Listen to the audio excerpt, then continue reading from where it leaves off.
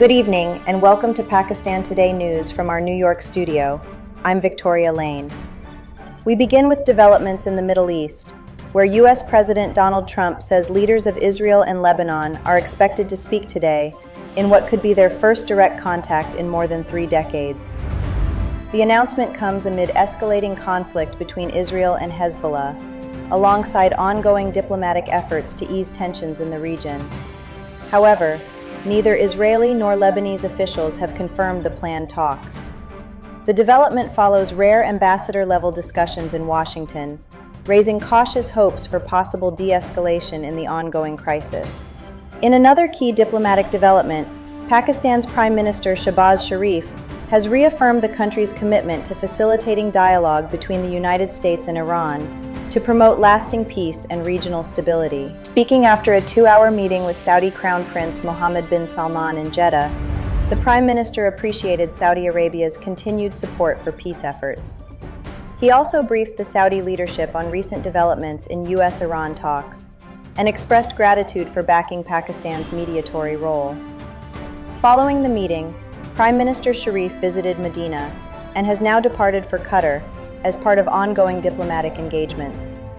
Meanwhile, Pakistan has received significant financial support from Saudi Arabia.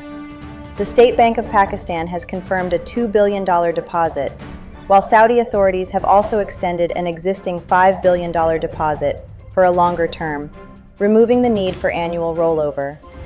Officials say the move comes at a critical time and will help strengthen foreign exchange reserves and stabilize external accounts under the IMF program. Sources further indicate that Pakistan is due to repay $3.5 billion to the United Arab Emirates this month, but the Saudi assistance is expected to ease pressure on the country's reserves. For more on Pakistan's diplomatic and economic developments, we go to our Islamabad correspondent, Sarah William. Thank you, Victoria. Pakistan's leadership is actively engaging with regional and global partners to reinforce its role as a mediator in ongoing geopolitical tensions. The recent financial assistance from Saudi Arabia is being viewed here as a strong vote of confidence in Pakistan's economic reforms and stability measures. Officials emphasize that such support not only boosts reserves, but also strengthens Pakistan's position in negotiations under the IMF program. At the same time, diplomatic outreach continues, with Islamabad positioning itself as a key player in facilitating dialogue between major global powers. Back to you, Victoria. Thank you, Sarah.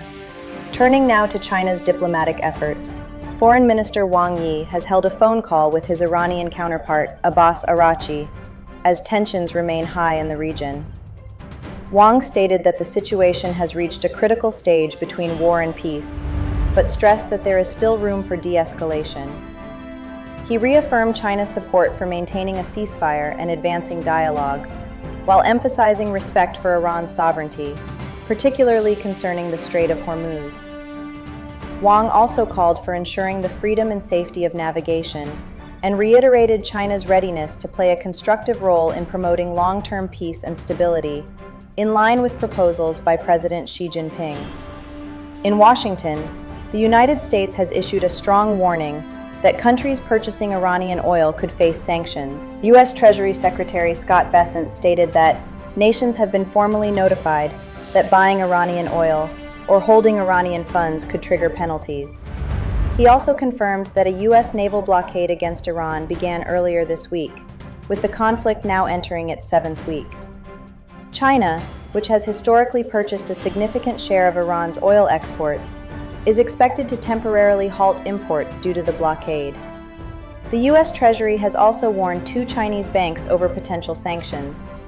Responding to the escalating situation, Iranian President Masoud Pezeshkian has urged the international community to take notice of what he described as U.S. and Israeli attacks on civilian infrastructure.